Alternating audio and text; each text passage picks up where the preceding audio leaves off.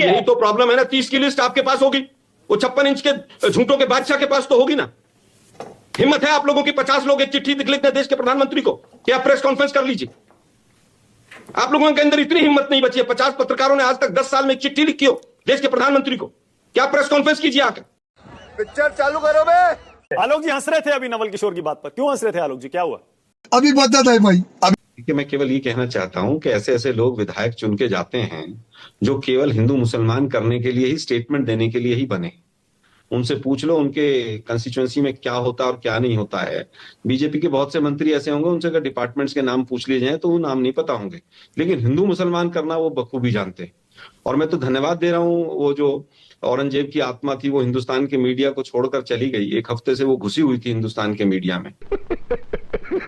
अरे भाई, ऐसे आलतू फालतू लोगों के ऊपर अगर हिंदुस्तान का मीडिया शो करेगा तो स्वाभाविक है कि शेयर मार्केट डूबे, अमेरिका में बेइज्जती हो, अमेरिका में हथकड़ियां लग के हमारे युवा आए, किसी को कोई परवाह नहीं रहेगी। और इसी तरह के शो चलते रहेंगे। मतलब लाख करोड़ रुपया शेयर मार्केट का 1 हफ्ते में उड़ जाता है। रुपया डॉलर की तुलना में लगातार गिर रहा है और हमारे प्रधानमंत्री बाबा बागेश्वर और तमाम लोगों को कोट करते हैं। स्वाभाविक है कि जब महिला अत्याचार का एक बाबा जिसके ऊपर आरोप लगे होंगे वहां पर गृह मंत्री जाएंगे तो ठीक है, फिर आप हिंदू मुसलमान करते रहिए, देश भाड़ में जाए। जब इस तरह की सिचुएशंस आती हैं तो मीडिया भी उसको पूरा हवा देता है। और खासतौर पे नोएडा के जो हमारे साथी हैं वो इसमें बीजेपी से भी ज्यादा बड़े मास्टर हैं। अब उनको या तो इंस्ट्रक्शन आती हैं या वो बीजेपी की से ज्यादा ट्रेंड हो गए हैं। अभी यूएसए में क्या हुआ, शेयर मार्केट में क्या हुआ, किसी एक मीडिया के चैनल ने ये शो नहीं किया कि 30 लोग जो कुंभ में मरे थे उसकी लिस्ट कहां है। लेकिन औरंगजेब 10 दिन तक हिंदुस्तान के मीडिया पर चला। 18 लोग रेलवे स्टेशन पर मरे, कुचल कर मरे, उसकी लिस्ट किसी हिंदुस्तान के मीडिया के पास हो तो जरूर उसको हम भी शेयर करना चाहेंगे। अरे 1000 से ज्यादा लोग कुंभ में मर गए, 200 से ज्यादा लोग दिल्ली के रेलवे स्टेशन पर मर गए। लोग, आलोक जी ऐसे मत बोलिए आलोक जी, कमाल है। आप बताइए 1000 लोग मर गए कैसे? मैं अपनी बात रिपीट कर रहा हूं मानक जी, मैं अपनी बात रिपीट कर रहा हूं। 1000 से ज्यादा। और जिस दिन 30 की लिस्ट ले आएंगे उस दिन मैं मान लूंगा कि मेरी स्टेटमेंट गलत है। ये आंकड़ा 1500 से भी ज्यादा हो सकता है। कहां से आपके पास ये आंकड़ा आया? अरे भाई, मेरे पास चश्मदीद लोगों के वहां से आया। आपके पास तो आंकड़ा 30 का होगा, वो 30 का आप दे दीजिए मुझे। ट्रक भर भर के कपड़े चले गए, वहां सैकड़ों गाड़ियों को लेने नहीं आया कोई 15 दिन तक। मानक जी के पास तो 30 की लिस्ट आ गई होगी। अरे आप लोग थोड़ा सा, मानक जी आप लोग भी अपने गिरेबान में झांकिए। नहीं आलोक जी देखिए, अरे सुनिए ना भाई, रुकिए ना 1 मिनट। देखिए आपने जब आप 1000-1500 कहते हैं ना, आप विपक्ष से लिस्ट मांग रहे। नहीं 1 मिनट मैं देखिए सुनिए ना आलोक जी, आप मानक जी आलोक जी राष्ट्र की बात में एक शो कीजिए कि 30 लोग कौन मरे। अरे आलोक जी हमने शो किया था, ऐसे मत बोलिए, कमाल है, खुद ही आते हैं डिबेट पे भूल जाते हैं। फिर आप मुझे केवल सारे मुद्दों पर न्यूज़ 24 पर आप सारे मुद्दों पर डिबेट करके जाते हैं, फिर आप भूल जाते हैं। कौन क्या करता है ये पूरा देश देख रहा है। मैं ये कह रहा हूं आलोक जी 1000-1500 जब आप कहते हैं ये पूरा देश देख रहा है। अरे आलोक जी 1000-1500 मर गए जब आप ये कहते हैं तो आपको लिस्ट लेनी चाहिए। से ज्यादा मैं कह रहा हूं मानक जी, तो आपको साबित करना चाहिए ना कैसे करके। अरे सुनिए ना मानक जी, सुनिए ना प्रभु, आप बीजेपी के इतने खवैया मत बनिए। ओहो, आप मेरे ऊपर केस करवाइए, ये बड़ी समस्या है। जरा सा सुनिए ना आलोक जी, जरा सा क्रॉस क्वेश्चन कर लो, आप बीजेपी करने लगे। मैं पूछ रहा हूँ 1000-1500 जब कहेंगे तो कोई आधार तो होगा आलोक। यही तो प्रॉब्लम है ना। 30 की लिस्ट आपके पास होगी, वो 56 इंच के झूठों के बादशाह के पास तो होगी ना। हिम्मत है आप लोगों की 50 लोग एक चिट्ठी लिख दें देश के प्रधानमंत्री को कि आप प्रेस कॉन्फ्रेंस कर लीजिए। आप लोगों के अंदर इतनी हिम्मत नहीं बची है। 50 पत्रकारों ने आज तक 10 साल में एक चिट्ठी लिखी हो देश के प्रधानमंत्री को, क्या प्रेस कॉन्फ्रेंस कीजिए आकर। आप लोगों की आत्मा मर चुकी। आप आज भी विपक्ष से पूछते हैं 1000 का आंकड़ा कहां से आया, आपके पास 30 का आंकड़ा कहां से आया, आप जरा बता दीजिए मुझे। आलोक जी आपको भी पता है, आपने भी आंकड़ा कहां से आया, जरा मुझे बता दीजिए। आलोक जी 1 मिनट, इतना नाराज मत होइए, रुकिए जरा। मानक जी मैं नाराज नहीं हो रहा हूं, रुकिए तो सही, देखिए कचूमर निकालने में, देश का कचूमर निकालने में बीजेपी जो कर रही है कर ही रही है। आलोक जी हिंदुस्तान का मीडिया को जिम्मेदार बताना बड़ा आसान है, मैं ये कह रहा हूं। अरे भाई आप मुझे बताइए, बोलिए, सुना भी तो करिए। अरे सुना भी तो करिए। जिसको नौकरी की तलाश है मानक जी, उसको औरंगजेब ने क्या किया था क्या नहीं किया था, उस बात से आज कितना लेना देना है। बात तो सही है। आपको पूरा हक है ये पूछने का आलोक जी, आप पूछिए, आपको हक है कि औरंगजेब पर डिबेट क्यों हो रही है। रुकिए ना 1 मिनट। अरे मैं भी आज सारे भड़काऊ बयान ही दिखा रहा हूं, बीजेपी विधायकों के और मंत्रियों के भड़काऊ बयान दिखा रहा हूं।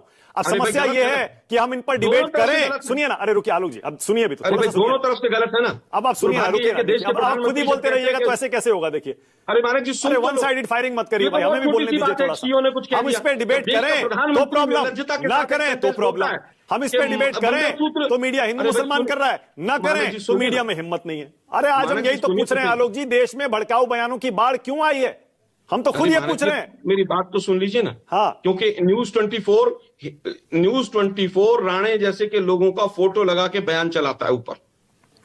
मतलब आपके हिसाब से इन पर बहस नहीं होनी चाहिए? बिल्कुल नहीं होनी चाहिए। इनके ऊपर कानूनी कार्रवाई होनी चाहिए। मीडिया को सरकार के ऊपर दबाव बनाना चाहिए कि जो बाबा अपने आप को ये कहे कि हिंदू राष्ट्र होना चाहिए, उस पर एक्शन क्यों नहीं हुआ? क्या भारत हिंदू राष्ट्र है? मतलब जो हिंदू राष्ट्र कहेगा उस पर एफआईआर होनी चाहिए आलोक जी।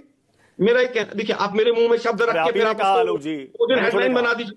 मैंने कहा कार्रवाई होनी चाहिए। अब कार्रवाई किस रूप में होनी चाहिए वो अलग विषय। आप दो शब्द मेरे मुंह में रख के कल 100 और चला दीजिएगा।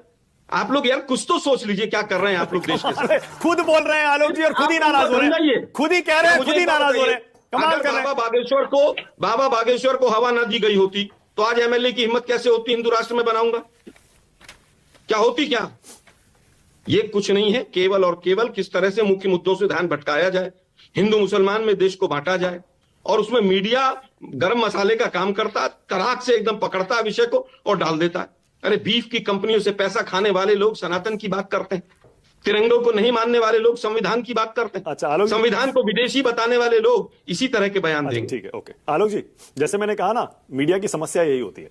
अब भड़काऊ बयानों को उठाकर उस पर बीजेपी से सवाल पूछे तो प्रॉब्लम, हिंदू मुसलमान कर रहे हैं। ना पूछें, उनको इग्नोर कर दें तो फिर दूसरे मुद्दों पर डिबेट में आके भी आलोक जी कहेंगे उस नेता ने ये कहा, उस विधायक ने ये कहा, आपने उस पर डिबेट की, आपने उनसे सवाल पूछा। तो जैसा मैंने कहा ना, अब साल में 365 दिन, उसमें से 350 दिन आलोक जी, मैं अपनी बात कर रहा हूं, सारे मीडिया का मैं यहां डिफेंस करने नहीं बैठा हूं, 350 दिन विपक्ष के मुद्दों पर डिबेट होती है। जो आप सवाल उठाते हैं, चाहे प्रेस कॉन्फ्रेंस में, संसद में, अपने ट्विटर पर, सोशल मीडिया पर, उन्हीं पर हम डिबेट करते हैं। क्योंकि होता यही है, विपक्ष सवाल पूछता है, मीडिया का काम उसे उठाना है।